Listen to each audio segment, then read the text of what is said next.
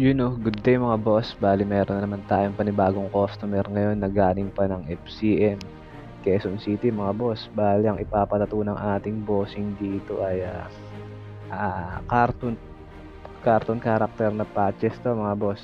Bali ang ginamit nga pala natin dito mga bossing na stencil solution ay product ng Geku Pro Stencil mga boss. So umpisahan na natin to mga bossing. Bale, ang ginamit nga natin dito mga boss na needle is 7RL.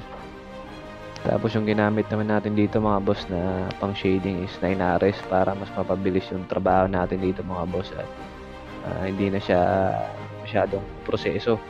Kasi kung iisang needle lang din yung ginamit natin pang lining tapos pang shading dito mga boss matatagalan tayo. Syempre, hindi naman pantay-pantay pag yung pagka-dark nun pag iisang needle lang din yung ginamit natin sa lining at shading mga boss.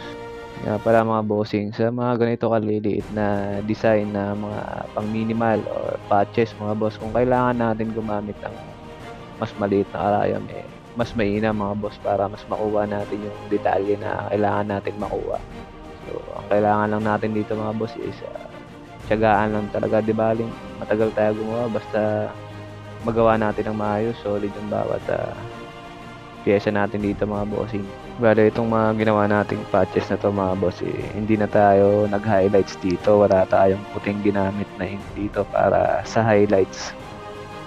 Kasi yun din naman yung request ng ating client dito mga boss. Bali patapos na nga tayo dito mga bossing sa ating pyesang ginagawa. Sa mga nais po ng ganitong tattoo, direct mensahe lamang po kayo sa aking Facebook account, Benjo Elias po. Direct mensahe lamang po kayo. Sa mga gustong mag-inquire mga boss or magpa-schedule, ganun pa rin po. Assurance pa rin po ang aming hinahanap sa inyo. So, need nyo pa rin mag-DP.